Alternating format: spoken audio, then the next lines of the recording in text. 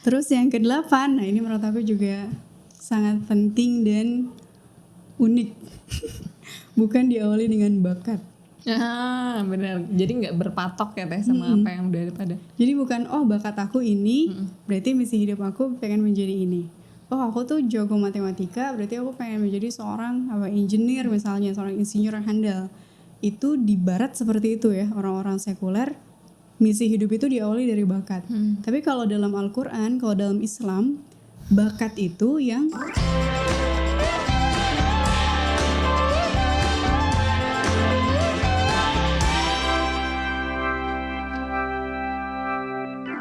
Bismillahirrahmanirrahim. Assalamualaikum warahmatullahi wabarakatuh. Waalaikumsalam warahmatullahi wabarakatuh. Kembali lagi bersama episode yang selalu menarik buat aku. Semuanya menarik sih. Tapi ini tuh sesi aku seringnya jadi curhat sih Teh.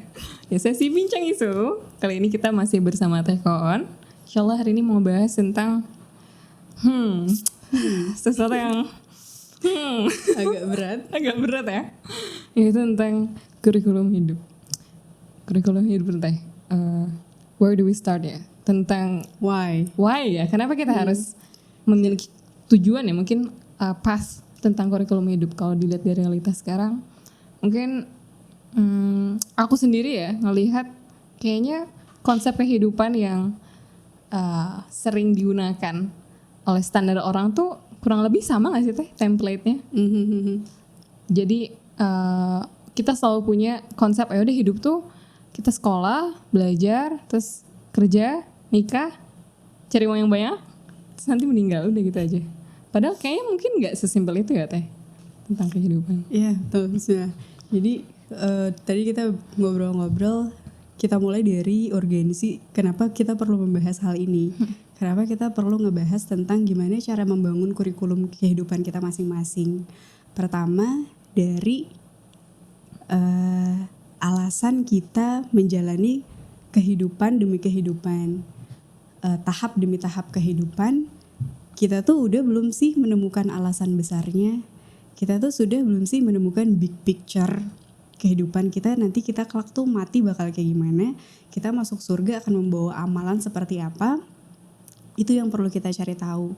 Karena dulu dan mungkin banyak juga orang yang merasakan ketika dia menjalani kehidupan, dia boleh jadi nggak benar-benar tahu kenapa dia melakukan itu, hanya karena orang lain atau society gitu ya secara luas melakukan itu. Akhirnya banyak yang melakukan seperti itu. Kayak dulu aku nggak ngerti banget kenapa sih abis SD, SMP, SMA, kuliah, kerja, nikah dan seterusnya. Itu tuh kenapa? Apa yang mendasari orang-orang seperti itu? Dulu sempat mikir kayak karena semua orang juga gitu. Karena semua orang habis SMP, SMA, kuliah, kerja, ya udah gue juga kayak gitu. Nah itu ya. Makanya ada momen-momen kayak kenapa kita udah SMP, udah SMA, kita tahu itu buat belajar, tapi ada masa-masa kita males, demot gitu ya. Karena boleh jadi kita nggak benar-benar tahu why-nya tuh apa, kenapa kita melakukan ini semua. Nah itu semua yang ada dalam kurikulum hidup itu. Kenapa kita namainnya kurikulum hidup? Karena kita biasanya tahu kurikulum itu hanya ada pada sekolah, institusi pendidikan kan. SMP, SMA, kurikulum sekolahnya ini. Kalau mau kuliah di sini nanti kurikulum yang akan kita pelajari itu ini. Tahap-tahapannya seperti ini, akan ada magang, akan ada deskripsi dan seterusnya. Itu kan kurikulum di sekolah. Tapi kalau kurikulum kehidupan kita dari lahir sampai kita mati itu bakal kayak gimana? Nah itu yang pengen kita bahas saat ini. Itu pertama urgensinya. Kita gak benar-benar tahu kita tuh mau melangkah kemana. Yang kedua adalah ketika membandingkan dengan kehidupan Rasulullah dan para sahabat-sahabatnya. Aku tuh memikirkan dulu itu di zamannya Rasulullah gak ada tahap-tahapan kehidupan yang hari ini mayoritas ya. Dulu tuh nggak ada sekolah formal SD, SMP, SMA, kuliah. Itu tuh nggak ada. Kemudian nggak ada sistem-sistem karir yang dibentuk sampai sekarang seperti yang saat ini. Dulu tuh nggak ada tahap-tahapan seperti itu. Tapi mereka tahu banget mereka tuh harus ngapain, dan mereka jadi orang-orang yang sangat luar biasa, sangat memahami perannya dia tuh di bumi mau ngapain, eksistensinya untuk kehidupannya dia, untuk akhiratnya. Para sahabat Rasulullah, mereka tuh sangat-sangat memahami itu. Nah, kita tuh pengen tahu apa yang mendasari mereka bisa sekeren itu, bisa jadi seorang pribadi-pribadi yang besar, padahal nggak ada tahap-tahapan kehidupan yang kayak sekarang yang kita anggap tuh, wah kayaknya keren banget kalau udah kerja, kemudian bisa punya gaji ratusan juta sebulan, bisa punya omset sekian miliar dan seterusnya. Mereka nggak punya standar-standar itu, tapi mereka jadi orang yang sangat-sangat luar biasa. Kenapa? Karena mereka tahu misi hidupnya seperti apa. Kita melihat gitu ya sahabat-sahabat Rasulullah, seperti Abu Hurairah radhiyallahu anhu, dia nggak ada pendidikan kayak SD, SMP, SMA dan seterusnya, tapi dia jadi orang yang sangat-sangat jenius yang meriwayatkan 5.000 hadis, menghafalkannya tanpa pena dan tanpa kertas. Ngebayangin nggak itu kalau hadis tuh nggak boleh ada yang terpleset sedikit pun kan? Ini lebih cerdas dari peserta COC.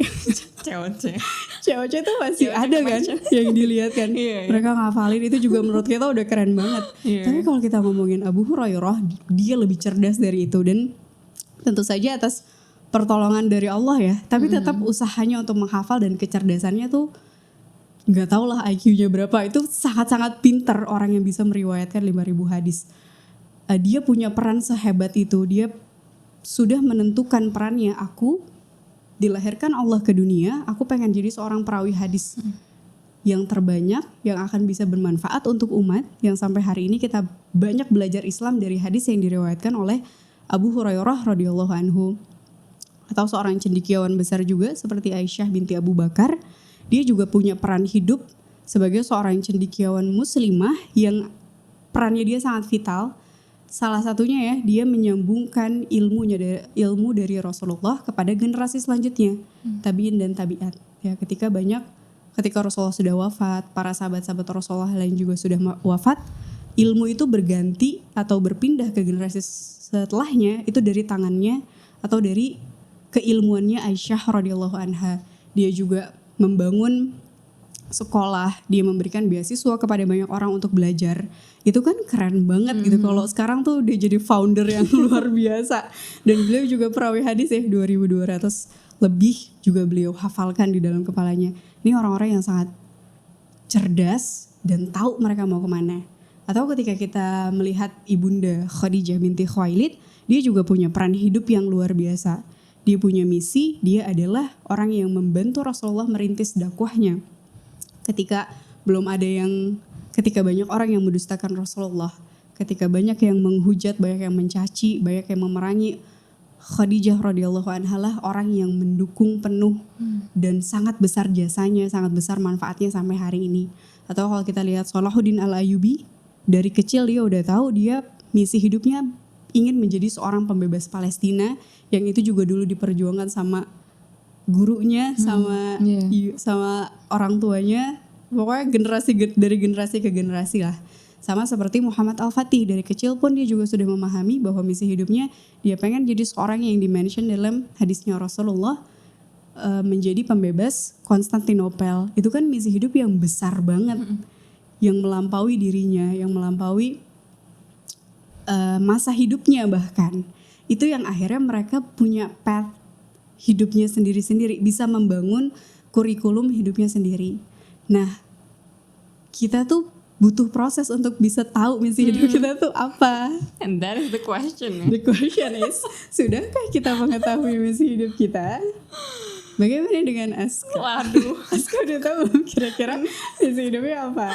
Ya Allah, sebetulnya ini adalah pertanyaan yang bahkan sedari aku kecil ya, karena aku termasuk yang suka bertanya-tanya. Bahkan pokoknya dulu aku waktu SMA kalau salah, sampai pernah dikatain, lu Bani Israel ya nanya mulu.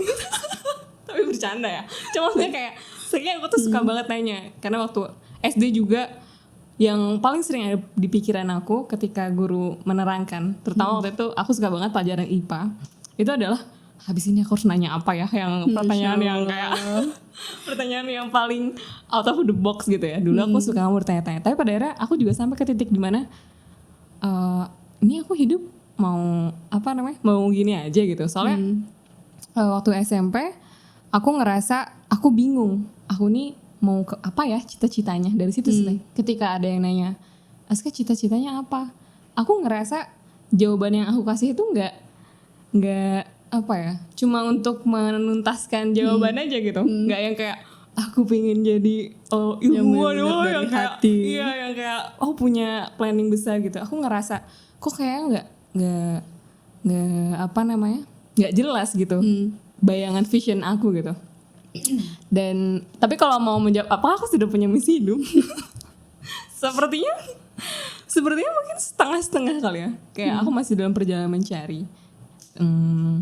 Dan ya yang aku lalui sih sampai sekarang, akhirnya aku memutuskan karena aku masih mencari itu, ya udah aku coba mengenali diri dengan ke psikolog dan ikut tes psikotes gitu untuk tahu aku bakatnya apa gitu sih Teh. Jadi kayak kalau misalnya mau ditanya ada dapat misi hidup, aku sedang mengusahakannya untuk mendapatkannya. Masih mencari. Insya Allah nanti juga ada bahasan bagaimana ke sana. Ya mungkin teman-teman juga yang lagi mendengarkan, mungkin ada yang udah punya ya, yang sudah sangat membara-bara di dalam hatinya. Ada yang mungkin masih bingung atau mungkin masih nggak tahu ini sebenarnya yang aku perjuangkan misi hidup atau bukan. Ya karena dulu tuh kira misi hidup tuh sebenarnya apa sih? Apakah kadang kita suka dengar ya mimpi-mimpi orang tuh pengen financial freedom di usia 30 tahun, di usia 40 tahun gitu ya.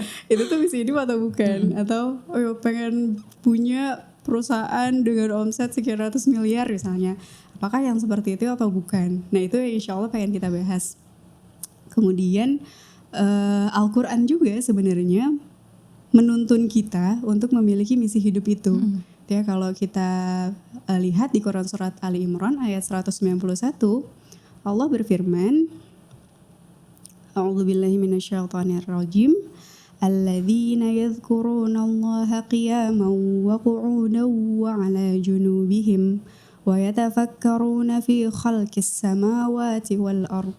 Rabbana ma khalaqta hadza batila subhanaka faqina adzabannar. Artinya yaitu orang-orang yang mengingat Allah sambil berdiri atau duduk atau dalam keadaan berbaring dan mereka memikirkan tentang penciptaan langit dan bumi seraya berkata, ya Tuhan kami, tiadalah Engkau menciptakan ini dengan sia-sia, maha suci Engkau, maka peliharalah kami dari siksa neraka. Allah itu gak pernah menciptakan sesuatu hal dengan sia-sia. Di ayat ini kan digambarkan ya, ada orang yang dia dalam kondisi apapun tuh selalu berpikir, selalu merenungi. Dia melihat matahari, dia melihat berbagai penciptaan di alam semesta. Dan kita juga merenungi, mungkin Aska lebih paham sebagai seorang yang lulusan biologi, bagaimana alam semesta ini Allah tundukkan buat kita, ya enggak? Dalam satu tarikan nafas aja, ada berapa banyak yang Allah ciptakan gitu ya buat kita biar bisa nafas. Ada penciptaan matahari, ada penciptaan oksigen, ada penciptaan langit, ada penciptaan pohon dan berbagai macam itu ya. Bahkan di dalam tubuh kita sendiri semuanya Allah tundukkan buat manusia.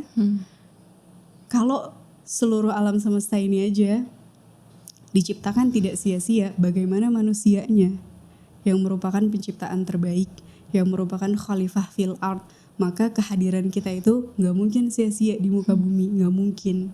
Jadi kalau ada yang ngerasa aku mah apa tuh cuma remah-remah rengginang aja itu gak mungkin sia-sia. Pasti ada perannya, pasti ada misinya, ada alasan besar kenapa Allah menghadirkan kita di bumi, melahirkan kita di muka bumi. Gak cuma karena orang tua kita, karena ada orang tua kita jadi lahir di bumi. Ada juga yang mengatakan gitu ya. Enggak, tapi setiap yang lahir itu gak mungkin sia-sia dan ada perannya yang spesifik.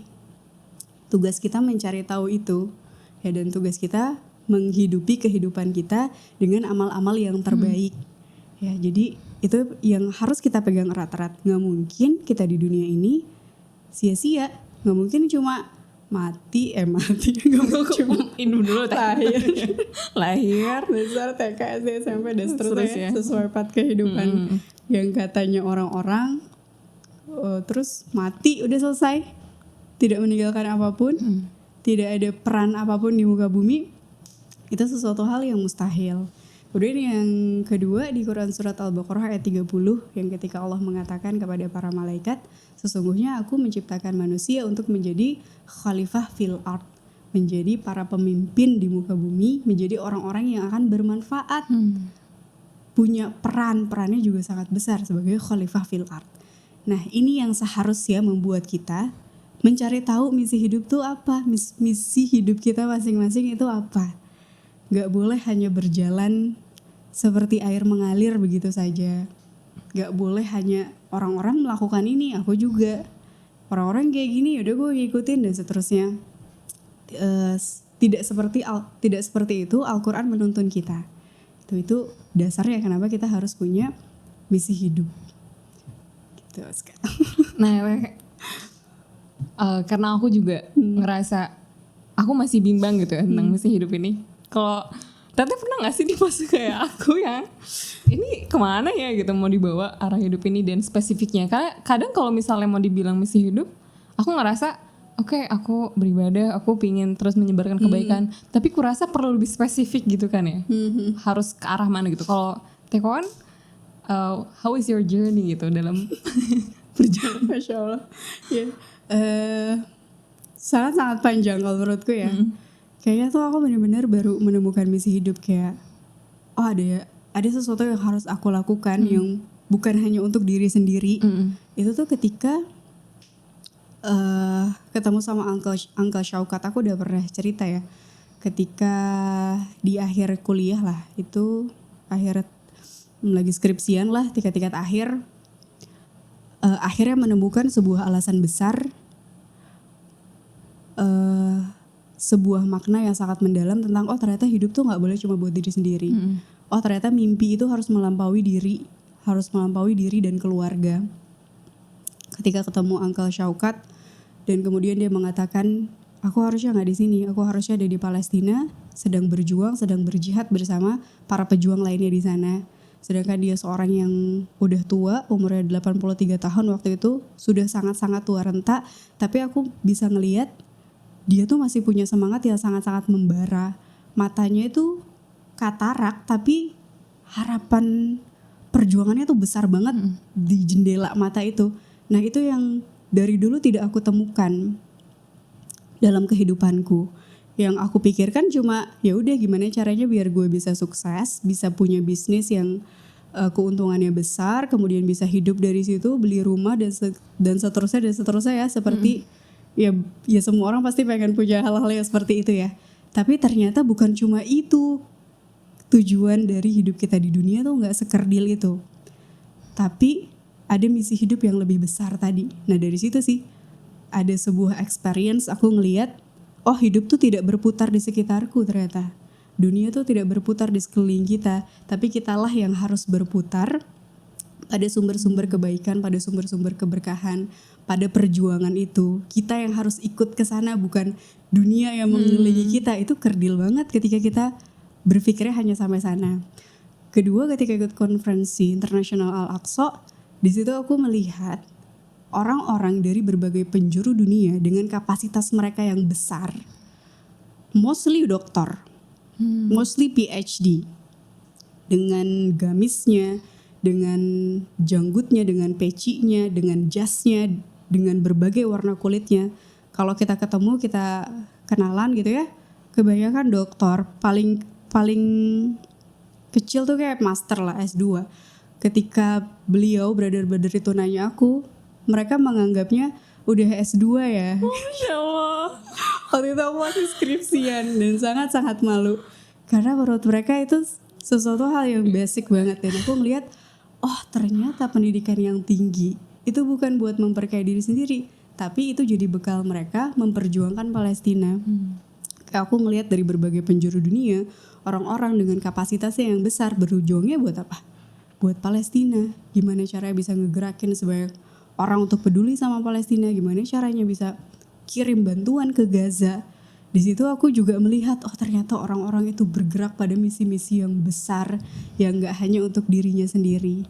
Dari situ sih ada experience itu dan akhirnya seperti menemukan suara dalam hati gitu ya, memanggil-manggil, kon lo abis pulang dari sini harus bisa ngajakin sebanyak mungkin anak-anak muda di Indonesia untuk peduli juga sama Palestina.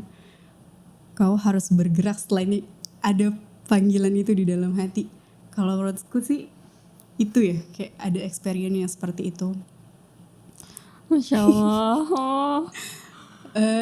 Nah karena itu kita mungkin perlu ngebahas juga sebenarnya visi hidup. Iya sebenarnya apa? Karena tadi pas tanya aku juga ngerasa somehow confused on how to answer kayak. Dan iya spesifiknya tuh apakah cita-cita atau aku harus, apakah dia terbatas dalam sebuah karir gitu ya, ataukah dia jabatan gitu, ataukah sebuah pencapaian diri gitu. Apa sebenarnya sih konsep misi hidup yang harus kita pegang itu teh?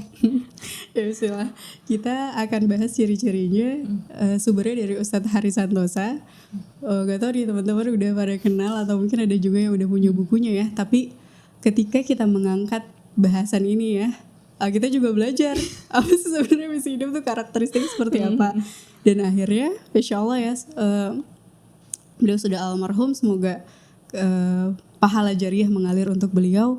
Ketika aku mempelajari karakteristiknya, akhirnya juga aku jadi banyak bisa merasionalisasikan kenapa aku hidup tuh langkahnya seperti ini, kenapa aku melakukan ini, kenapa aku melakukan itu. Karena ada misi hidupnya. Karena ada tadi ya, ada inner voice, ada yang memanggil-manggil dalam hati, kon lo harus kayak gini, kon lo harus melakukan ini, kon lo harus selesaikan ini dan seterusnya. Nah kita pengen bahas nih, bismillah, sebenarnya karakteristik misi hidup itu apa aja. Bismillahirrahmanirrahim. Yang pertama itu adalah orientasinya itu harus langit, bukan dunia. Jadi memang ini berasal dari keinginan kita untuk memasuki surga yang tertinggi, ya gak sih? Kita kan kalau berdoa mintanya surga Firdaus dong. Mintanya pengen bisa bertemu dengan Rasulullah, pengen bisa bertatap wajah dengan Allah. Nah untuk sampai sana, tetangga-tetangga di sana itu kan ada Sa'ad bin Abi Waqqas, ada Thalhah bin Ubaidillah, ada Aisyah radhiyallahu anha, ada Khadijah, orang-orang yang amalannya tuh udah sampai sana. Kita pernah gak sih mikir kita tuh harus ngapain ya biar amalan kehidupan kita tuh bisa sampai sana? Nah itu yang dimaksud orientasi langit, orientasinya tuh akhirat. Jadi hal-hal yang memang dasarnya adalah karena kecintaan kita kepada Allah dan Rasulullah. Kayak misal, ada orang yang misi hidupnya pengen bisa mengajarkan dan membumikan Al-Quran kepada masyarakat seluas mungkin. Karena Allah ya, orientasinya surga. Atau ada orang yang misinya pengen bisa menyelamatkan umat ini dari riba. Atau pengen bisa memudahkan pendidikan untuk anak-anak. Pengen bisa mengajarkan nilai-nilai Islam kepada anak-anak muda. Nah ini kan misi hidup yang tadi orientasinya adalah langit bukan dunia. Jadi kalau misi hidup kita misalnya aku pengen punya misi hidup, pengen bisa tadi ya financial freedom di usia 40 tahun. Nah ini belum terlihat nih orientasi akhiratnya seperti apa, orientasi langitnya seperti apa, masih dunia. Berarti itu belum misi hidup gitu. Atau sama gak sih kayak cita-cita pengen jadi seorang dokter misalnya sampai dokter subspesialis. Nah itu berarti masih belum, masih dunia, masih belum. Berarti harus ada sesuatu yang lebih besar lagi yang pengen kita capai. Itu yang pertama. Yang kedua adalah memanggil-manggil. Tadi aku ceritakan. Aku gak tahu Aska sudah pernah merasakannya atau belum. Mungkin udah pernah. Jadi misi hidup itu harus sampai bisa memunculkan bara di dalam hati kita gitu. Kita tuh greget gitu. Gemes pingin ngelakuin. Ada kegelisahan, kita melihat sesuatu, ada kegelisahan di masyarakat yang kita lihat di depan mata. Kemudian dalam hati terdalam kita dengan kejujuran yang penuh, kita tuh ada kegelisahan, ini harusnya gak kayak gini. Ini harusnya kayaknya kita bisa nih kontribusi di sini. Nah itu inner voice. Ada yang memanggil-manggil. Kayak yang tadi aku ceritain, kalau aku ya ketika menemukan misi hidup kayak aku pengen jadi orang yang turut membersamai perjuangan pembebasan Al-Aqsa. Di situ ada yang kayak manggil Kon, lo harus bisa ngajakin sebanyak mungkin anak muda buat peduli sama Palestina. Lo harus bisa gimana caranya membantu Gaza ya, apapun caranya. Itu kan ada yang memanggil-manggil. Aska mungkin juga pernah punya inner voice. Nanti aku sekarang nih. Jujur aku ngerasa setelah mendengar gitu ya Teh, aku merasa justru sekarang di titiknya mungkin ada kemungkinan gak sih Teh kalau misalnya kita pernah menemukan terus in the way, iya kayak aku merasa aku pernah mendapatkan itu, tapi di perjalanannya I don't know what happened, kayak aku merasa kehilangan rasa memanggil-manggilnya itu. Kenapa inner ya? Voice. Dulu apa inner voice-nya? Apa yang menjadi gregetnya Aska? Gregetnya aku adalah, aku inget banget dulu ketika pertama kali beres sekolah SMA dan mau masuk kampus, aku inget banget hal yang pertama muncul pikiran aku adalah aku mau semua orang merasakan betapa manisnya taat sama Allah. Makanya aku ikut LDK. Makanya aku inget banget karena aku merasakan ketika aku dulu nggak punya lingkaran kebaikan ketika SMP. Jadi SMP dulu aku sekolahnya negeri ya. Aku ngerasa aku sendirian ketika aku mau, bahkan sesudah mau sholat aja tuh aku seringnya sendirian karena teman-teman pada nggak sholat. Jadi aku kayak, kok mereka bisa sih ninggalin sholat seenteng itu gitu. Makanya aku SMA aku masuk pesantren tuh dan aku merasakan kebahagiaan. Mungkin aku nggak bisa menukar sih 3 tahun aku di pesantren itu merupakan salah satu momen paling membahagiakan gitu ya dalam hidupku. Dan ketika lulus aku ngerasa aku pingin orang-orang yang ngerasa sendiri kayak aku dulu juga menemukan kemanisan ini gitu. Jadi makanya dulu aku aktif tuh LDK kesana kemari, cuma setelah sekarang bertemu adulting ini itu sih iya itu titik dimana aku ngerasa kayak iya itu sih mungkin sih Teh, jadi curhat. Iya, sangat mungkin Aska, aku juga pernah mengalaminya. Aku merasakan itu banget. Dan memang ternyata misi hidup dan tadi ya inner voice, sesuatu hal yang membara di dalam jiwa kita pengen bergerak pada sesuatu hal yang orientasinya langit, sesuatu hal yang besar, itu sangat ditentukan dari kebersihan hati kita. Tazkiyatun nafs itu yang Ustadz Haris Santosa selalu ulang-ulang. Kita kalau pengen bisa punya misi hidup, melakukan sesuatu hal yang melebihi diri buat bekal surga kita, hati kita tuh harus bersih. Sama aku juga kayak sempat ada momen-momen kayak ngapain ya gue kerja segininya buat Palestina, ngapain ya gue harus bersusah-susah payah mengorbankan banyak hal buat Palestina. Ada juga momen-momen kayak gitu, dan ketika dievaluasi ya karena saat itu lagi jauh dari Allah. Itu makanya Masya Allah ya, ketika seseorang itu pengen punya misi hidup, hatinya harus bersih. Dan ketika dia pengen bisa memperjuangkan itu sampai akhir hayat, maka dia harus menjaga kebersihan hatinya sampai akhir hayat. Makanya kemarin ketika kita bahas adulting, jangan sampai kehidupan dewasa itu menyelamatkan misi-misi mulia kita yang tadinya kita pengen terus aktif dakwah jadi nggak punya semangat itu lagi. Yang mungkin tadinya, di titik itu sih Teh, shifting antara aku harus mulai mengejar banyak hal secara duniawi tapi juga mempertahankan ini kali ya yang bikin itu sedikit terasa. Iya, itu tantangan keistiqomahan ketika memasuki fase dewasa, tapi itu yang harus kita perjuangkan sampai akhir hayat. Itu inner voice ya. Kalau Ustadz Hari, beliau mencontohkannya Rasulullah itu dulu sebelum diangkat menjadi Rasul, ketika dia naik ke Bukit Hiro itu daun-daun dan pohon memanggilnya, anta rasul, kamu adalah seorang rasul, kamu adalah seorang rasul. Nah itu salah satu bentuk tadi ya, ada panggilan. Kayak kalau teman-teman yang mendengarkan ini memiliki panggilan itu, misalnya kamu tuh harus bisa mengajarkan Al-Quran kepada sesama, kamu tuh harus bisa jadi seorang yang turut serta dalam gerak dakwah ini misalnya, dan berbagai misi hidup lainnya. Dengarkan inner voice itu ya, itu insya Allah salah satu hidayah dari Allah ketika kita udah punya inner voice itu ya, dilakukan. Ya, kemudian yang ketiga adalah melahirkan ketenangan. Jadi ketika kita memperjuangkan misi hidup itu rasanya tenang banget. Aku tuh ketika membaca poin ketiga ini, aku sangat-sangat bisa merasakan. Jadi aku tuh dalam hidup ada 2 hal gitu ya mungkin yang aku lakukan. Yang pertama, ada project pribadi, ada project umat lah bisa dibilang. Kayak Temani dan Smart ini kan project umat ya, project dakwah. Aku ngerasain sangat-sangat berbeda ketika aku memikirkan project pribadi. Kayak gimana cara agar penjualan bukuku bisa mencapai target, gimana cara marketingnya, apalagi strategi bisnis selanjutnya, itu kan memang juga harus dipikirkan ya. Dan aku juga menganggap penting untuk bisa punya kestabilan finansial untuk bisa all out dalam dakwah. Kayak kalau dakwah tapi mikirin ongkos aja tuh bingung. Itu tuh sangat-sangat mengganggu kerja dakwah menurutku ya.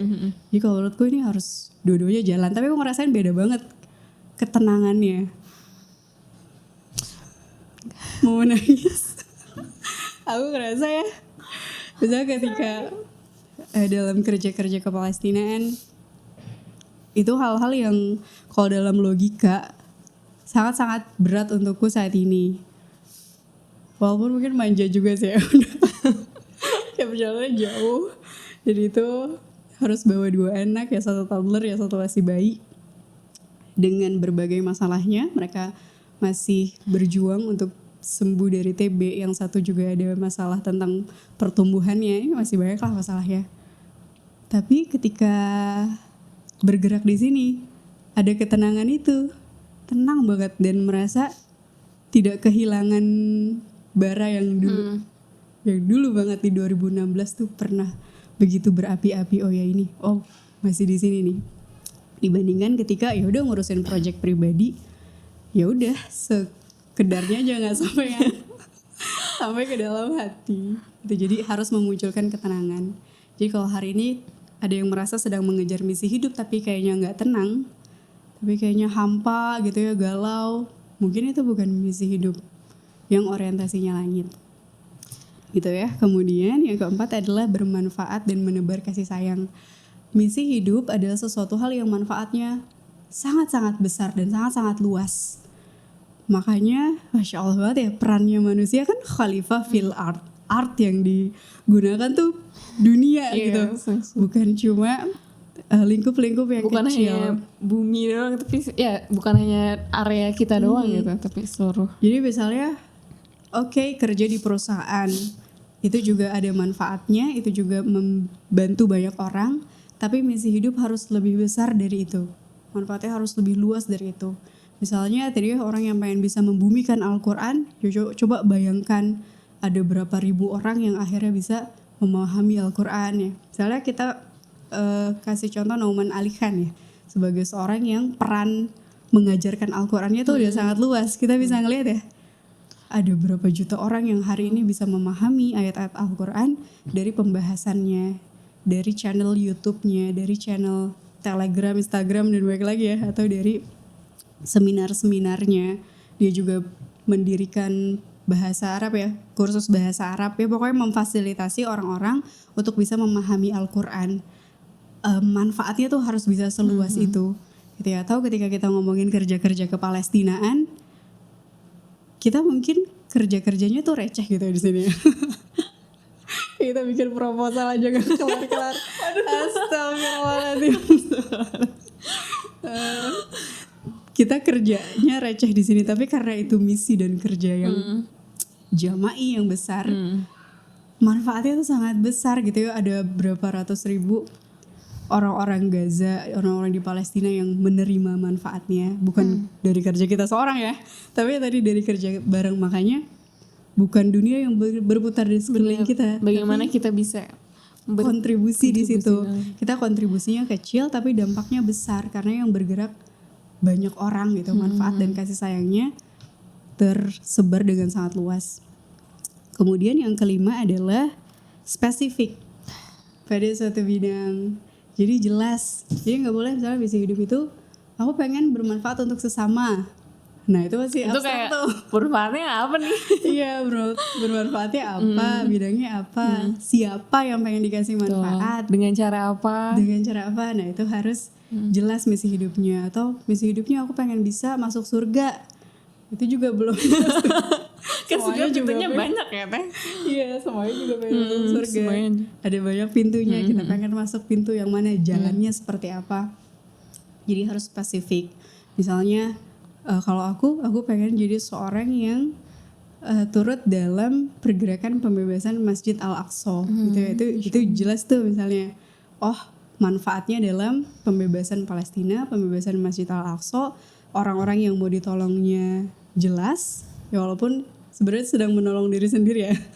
Tapi maksudnya ada spesifikasinya gitu, nggak boleh ngawang-ngawang, nggak boleh tadi ya cuma suatu hal yang sifatnya general gitu.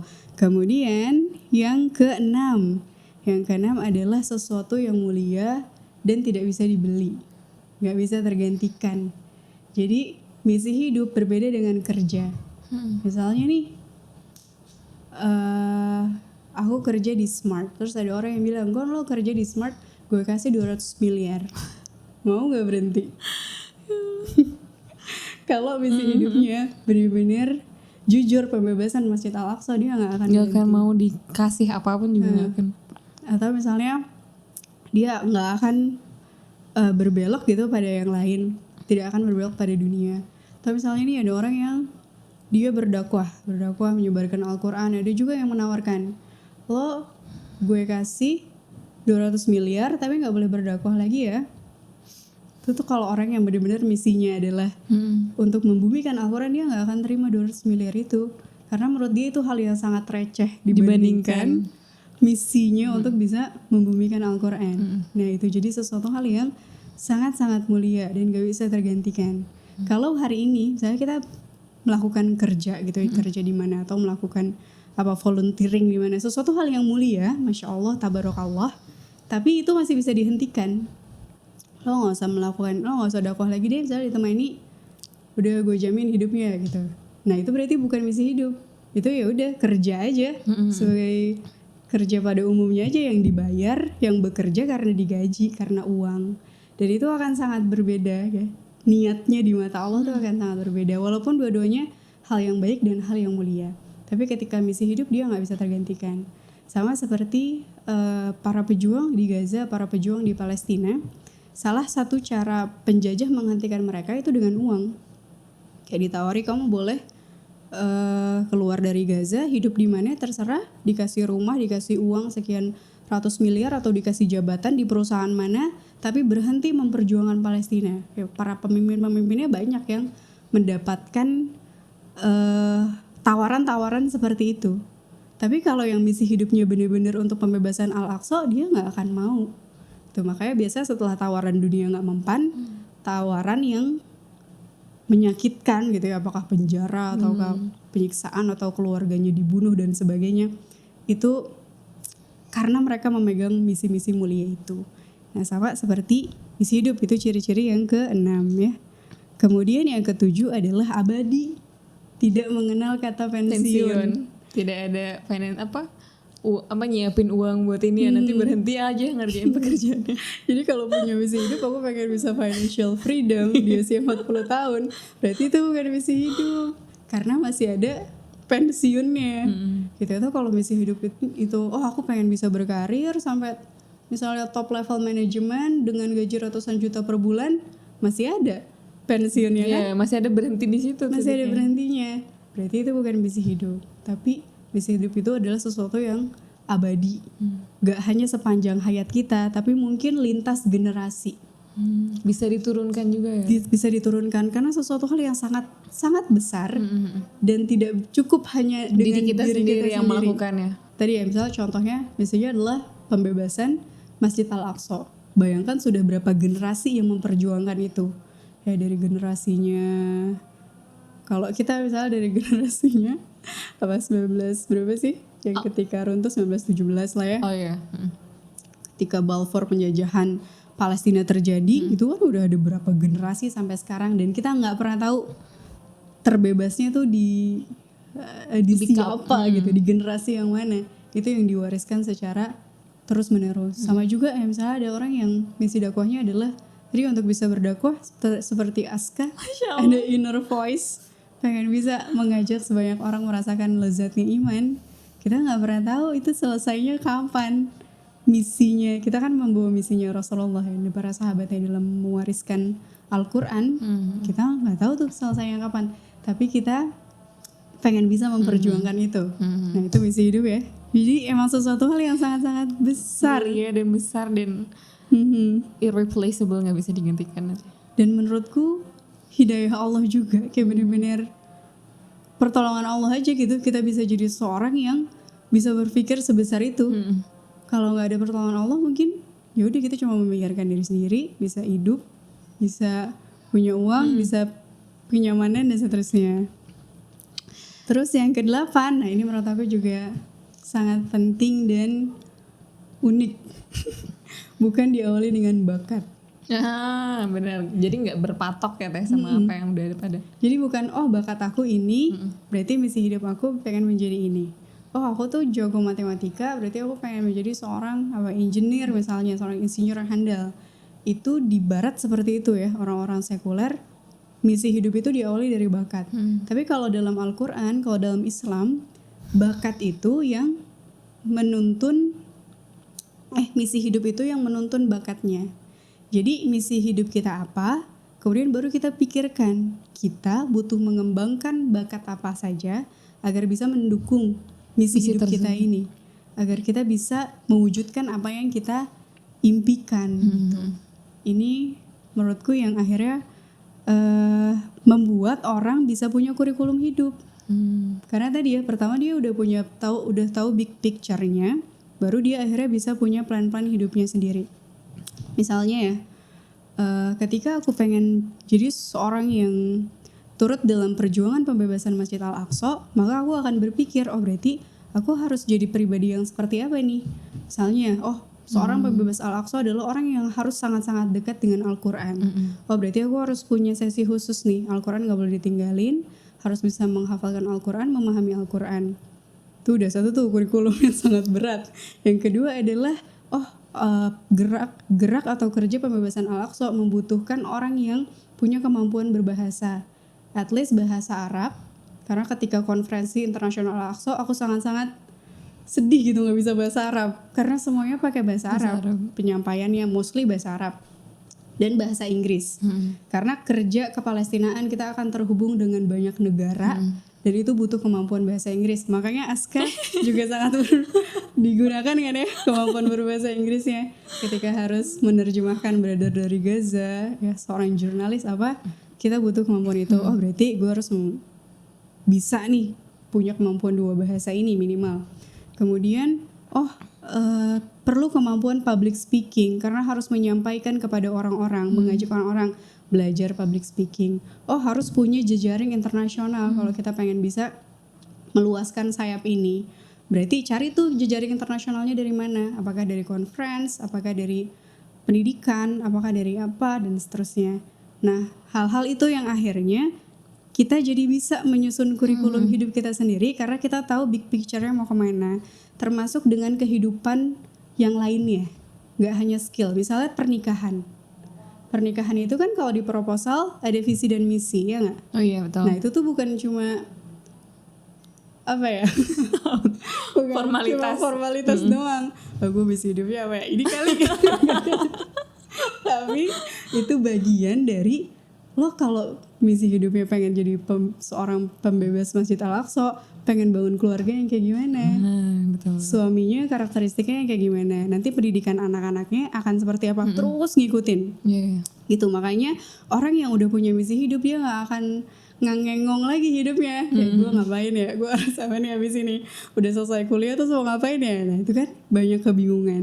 Atau misalnya ketika ada orang yang sudah berumah tangga, dia nggak ngerti di rumah tangga mau dibawa kemana, anak-anak mau didik kayak gimana, nggak tahu karena emang belum memiliki. Belum kebayang satu tujuan akhir besar itu ya. Kayak bakat, apa aja nih bakat yang mau dimunculin, kita harus eksplorasi kemana, karena belum ada big picture-nya. Makanya Masya Allah misinya dulu, baru kemudian nanti Allah yang akan tunjukkan bakat-bakatnya. Tentunya kitanya juga usaha mencarinya. Untuk mencari. Ini Allah jelaskan di Quran surat Al-Isra ayat 84. A'udzubillahi minasyaitonirrajim. Kullu ya'malu ala syakilatih farabbukum a'lamu biman huwa ahda sabila.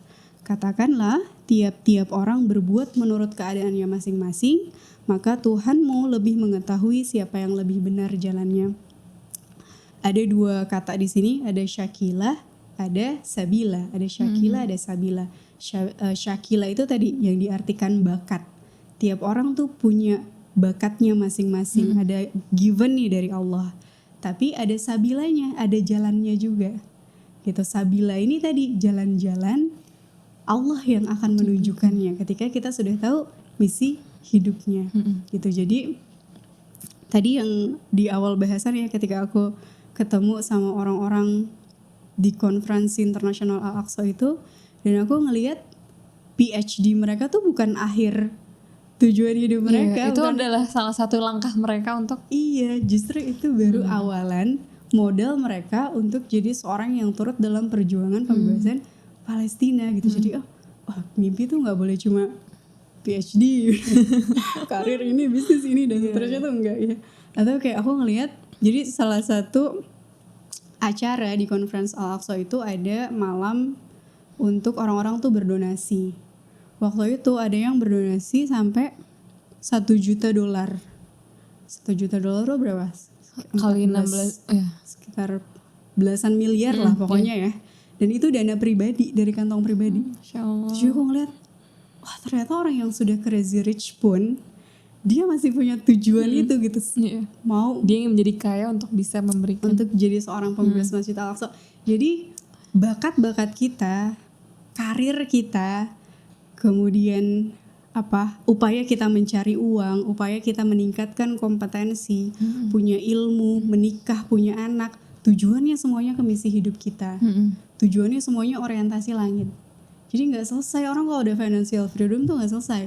Financial freedom biar apa? Biar dakwahnya lebih all out, biar lebih banyak membantu Palestinanya. Semua akhirnya tetap ke misi hidup itu. Itu syakilah ya. Tentang tidak diawali dari bakat. Dan yang terakhir, yang ke-9 adalah melampaui diri dan keluarga. Jadi misi hidup itu lebih besar dari diri dan keluarga kita. Ketika misi hidupnya apa? Pengen punya rumah, anak-anaknya semua pendidikannya bagus misalnya, pokoknya semuanya tentang diri dan keluarga. Nah itu berarti belum, bukan misi hidup. Misi hidup itu yang lebih besar dari itu. Walaupun gitu ya, kita suka ngerasa, gimana aku pengen bisa memperjuangkan misi hidup kalau diri sendiri aku aja masih keteteran, masih banyak yang belum selesai. Aku pun juga merasakan hal yang sama. Misalnya rumah tanggaku secara finansial belum stabil nih, masih suami tuh masih pot-potar lah mencari uang, kemudian mencari nafkah, kemudian anak-anak juga belum selesai tuh. Ada yang masih pengobatan TB, ada yang masih mengejar pertumbuhannya. Banyak lah yang belum selesai sebenarnya ya. Gitu, kalau dipikir-pikir, gimana kita mau mikirin Palestina, gimana kita mau mikirin dakwah, diri kita sendiri aja belum selesai. Tapi justru ketika kita fokus pada sesuatu hal yang besar, misi hidup yang besar, Allah yang akan menyelesaikan masalah-masalah kehidupan kita satu persatu. Percaya deh, akan selesai sendirinya. Tapi kita sambil tetap ikhtiar menyelesaikan itu, sambil juga fokus pada kerja-kerja, pada misi yang besar. Insya Allah akan Allah selesaikan gitu ya.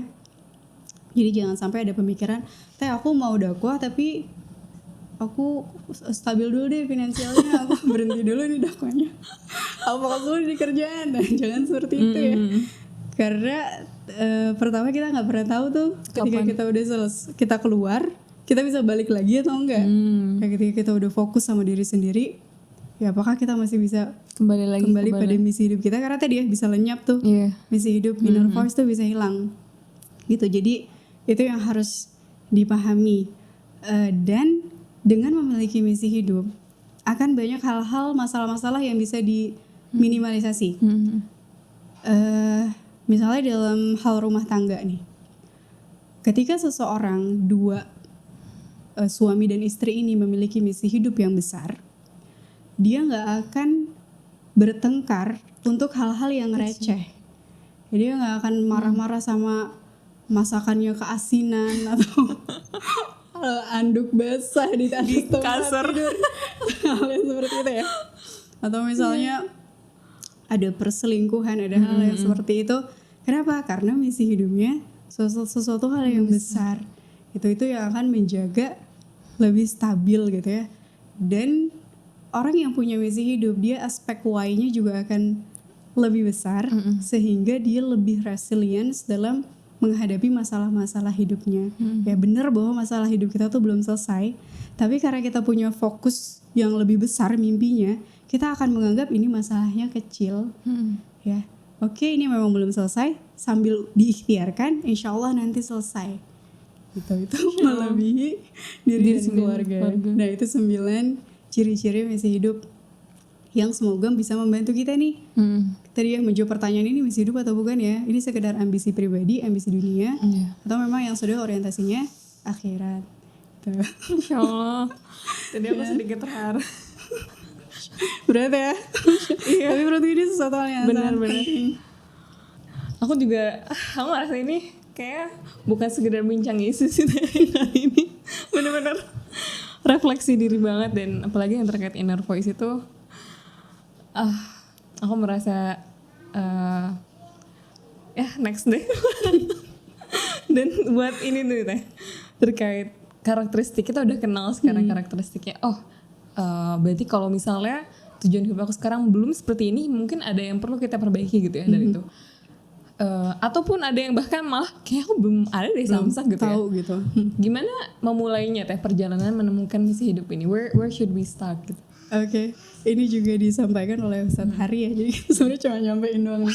Jadi beliau itu menceritakan, kalau aku sih menangkapnya ada dua hal seseorang itu bisa menemukan misi hidupnya. Bisa punya inner voice yang tadi memanggil-manggil lo harus melakukan ini, harus melakukan itu, sesuatu hal yang besar yang orientasinya itu surga. Yang pertama, sesimpel jadilah seorang hamba Allah yang baik. Jadi oke, hari ini nggak tahu misi hidupnya apa, itu sesuatu hal yang sangat besar gitu ya. Nggak ada gregetnya ke sana. Ya udah, tetap jadi seorang hamba Allah yang baik. Cobalah untuk tetap selalu menjaga amalan yaumiyahnya, menjaga Al-Qur'annya ya. Kalau Rasulullah itu kan dalam hadisnya, khatamkanlah Al-Quran 1 bulan sekali. Jadi minimal banget 1 juz sehari. Kalau yang perempuan mungkin lebih ya, karena terpotong masa menstruasi. Tetap 1 juz setiap hari, tetap zikir, al-surat, pagi dan petang. Pokoknya lakukan aja apa yang diperintahkan oleh Allah, dan jauhi apa yang Allah larang.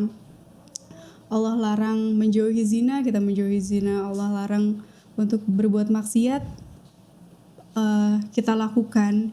Jadi orang yang sesuai dengan apa yang ada dalam Al-Quran. Kemudian tetap dalam lingkungan orang-orang yang solih, orang-orang yang solihah. Lakukan kerja-kerja amal-amal yang baik, walaupun kita belum ngerti-ngerti banget nih.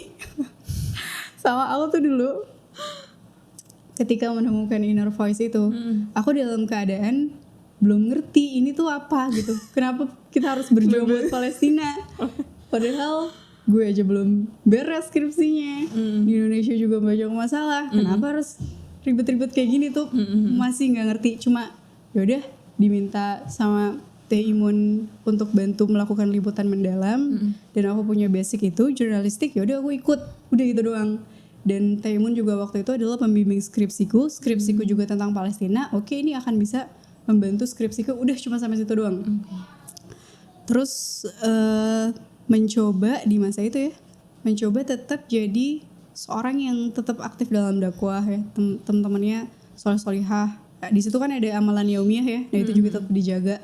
Udah lakuin aja walaupun nggak ngerti-ngerti banget gitu lah. Nah nanti ketika kita sudah berusaha menjadi hamba Allah yang baik, akan ada sebuah experience yang itu akan memberikan kita makna yang sangat dalam. Akan ada masanya. Kalau saat ini teman-teman misalnya belum menemukan, tapi sudah mencoba menjadi hamba Allah yang baik, terus saja istiqomah. Nanti akan ada experience itu, akan ada sebuah masa kita ngerasa, oh iya harusnya ada sesuatu hal yang lebih besar yang aku lakukan daripada ini. Ada panggilan di dalam hati kita, kayak ada api yang menyala ada bara yang menyala di dalam hati kita. Nah itu yang tadi aku temukan ketika ketemu langsung sama orang yang dulunya dia pejuang pembebasan Palestina di 1948. Kayak wah ini yang di hadapan gue tuh mujahid loh dulunya, ini yang rela mengorbankan jiwanya, ya rela mati gitu untuk Allah. So aku mikir, kok aku bisa ketemu orang ini ya? Kok aku bisa ya ada di antara Conference International Al-Aqsa yang di sana mostly PhD dan udah punya karya yang keren banget di negaranya masing-masing.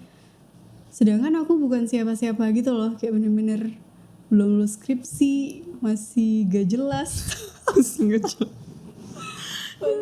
masih ngangengong banget lah hidupnya.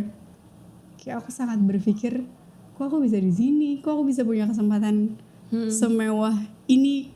Kalau bukan karena Allah, nggak mungkin gitu. Kalau karena usahaku sendiri, kayaknya nggak bakal bisa ketemu sama Uncle Shaukat, bisa punya experience sewah ini. Dari situlah akhirnya Allah memberi inner voice itu sih. Aku merasanya dari sana, kayak ada panggilan, kan lo pulang dari Indonesia harus bisa ngajak sebanyak mungkin anak-anak muda untuk peduli sama Palestina, harus bisa bikin kampanye-kampanye yang kreatif, harus bisa bikin buku yang menceritakan tentang perjuangan orang-orang di Gaza, orang-orang di Masjid Al-Aqsa. Dari situ momennya. Nah, temukan experience itu di kehidupan kita masing-masing. Dan kalau sudah ada, harus dijaga. Dengan tadi tazkiyatun nafs itu harus selalu berusaha mensucikan jiwa. Kalau ada sesuatu aja hal yang kita langgar ya, kita tahu nih Allah gak suka kita melakukan ini, tapi kita lakukan, kita langgar, bara itu tuh akan lenyap. Ada momen-momen, ngapain ya gue berjuang segininya buat Palestina, ngapain gue susah-susah berjuang dalam dakwah. Ketika jiwanya kotor tuh lenyap. Kita akan jadi orang yang udah berjuang buat diri sendirinya masing-masing.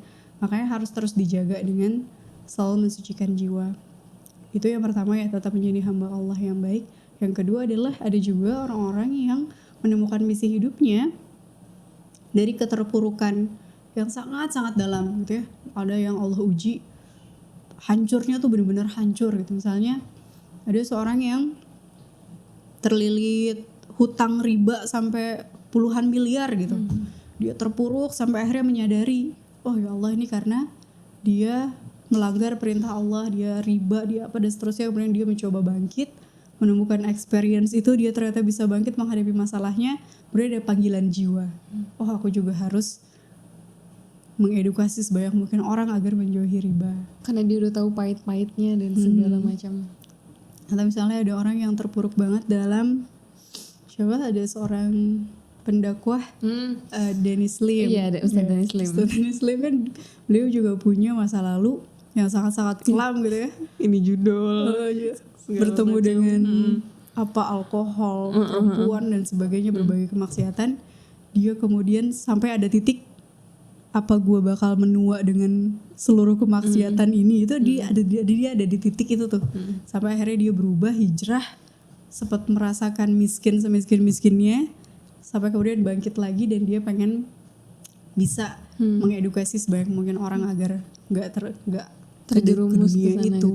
Dan jadi semoga sih kita nggak dari yang keterpurukan itu ya, tapi jadi orang yang berusaha menjadi hamba Allah yang baik. Nanti yakinlah Allah yang akan menunjukkan jalan-jalannya. Ada panggilan gitu dari langit, kamu perannya ini. Jadi seakan-akan Allah yang mengatakan gitu ke dalam hati kita, kamu perannya ini, kamu punya tugas menyelesaikan masalah yang ini gitu ya. Dan inilah orang-orang yang bergeraknya itu karena surga, yang gak bisa dihentikan dengan apapun, yang dia tahu dia apa aja yang harus dia lakukan tanpa ada orang yang nyuruh, dia juga akan udah bergerak dan melakukan kerja-kerja itu. Masya Allah. Kalau buat orang-orang yang sempat padam teh, ada nggak teh yang pingin teteh sampaikan buat mereka? Pengalaman aku sendiri aja ya. Aku dulu juga pernah punya masa-masa itu, punya masa-masa padam gitu, kayak gue ngapain kayak gini, gue ngapain ada di pat yang ini nih, padam lagi. Kemudian sampai akhirnya ikut kajiannya Ustadz Agus Subagio. Jadi memang pertama adalah berusaha tetap istiqomah walau dengan hal-hal yang sangat-sangat kecil. Ya, gak usah berdakwah dulu deh, dengerin kajian aja dulu. Dengerin kajian kan benar-benar telinga doang kan. Kita sambil rebahan juga bisa. Tapi aku mencoba untuk keep contact to Allah. Selemah-lemahnya tetap coba bangun ketersambungan dengan Allah apapun jalannya. Saat itu aku mencoba udah dengerin kajian. Waktu itu Ustadz Agus sedang menjelaskan Quran surat Al-A'raf ayat 176 dan itu kayak sangat-sangat menamparku dan akhirnya paham gitu kenapa padam. Aku baca nih artinya Allah berfirman, dan sekiranya kami menghendaki, niscaya kami tinggikan derajatnya dengan ayat-ayat itu. Tetapi dia cenderung kepada dunia dan mengikuti keinginannya yang rendah. Maka perumpamaannya seperti anjing. Jika kamu menghalaunya, dijulurkan lidahnya. Dan jika kamu membiarkannya, dia menjulurkan lidahnya juga.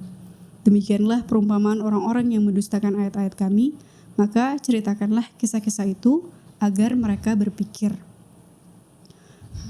Ustadz Agus tuh menjelaskannya ini tentang orang-orang yang kehilangan hidayah. Jadi ada orang-orang yang sudah Allah pilih ditinggikan derajatnya dengan ayat-ayat Allah. Jadi aku ngerasa oh ya dulu tuh udah paham loh tentang pentingnya berdakwah, udah paham loh tentang pentingnya berjuang dengan pembebasan Palestina, udah tahu dalilnya, hadisnya, ayat Al-Qur'annya, udah sampai gitu ke telinga aku. Bahkan udah merasakan juga experience bisa bertemu dengan seorang pejuang. Tapi ketika kata Allah kita justru cenderung kepada dunia yang rendah, itu seperti perumpamannya seperti anjing yang menjulurkan lidahnya. Jadi sangat-sangat buruk perumpamaannya. Kenapa? Karena itu kayak kamu udah dikasih hidayah yang sangat besar, kemudian kamu lenyapkan begitu saja dan kamu tidak perjuangkan. Itu kayak anjing yang pengen sesuatu hal yang rendah gitu. Dikasih daging, lidahnya menjulur, nggak dikasih juga tetap menjulur, kayak kepengen banget sama sesuatu yang rendah. Itu perumpamannya dari Allah. Ketika kita meninggalkan tadi ya misi hidup itu yang orientasinya langit kepada sesuatu hal yang rendah, kata Allah seperti itu perumpamaannya. Dari situ akhirnya tersadar kembali bahwa oh iya harus diperjuangkan gitu ya, harus kembali lagi nih, jangan sampai jadi orang-orang yang menyesal karena kehilangan hidayah-hidayah yang besar. Insyaallah. Jazakallah khair kawan untuk bincangnya hari ini. Wa jazakallah khair Aska. Setelah ini aku akan banyak merenung. Dan makasih banyak juga buat teman-teman viewers yang udah nonton sampai akhir. Insya Allah kita akan ketemu lagi di bincang isu lainnya dengan topik-topik lainnya. Ditunggu aja kehadirannya di akun YouTube kita.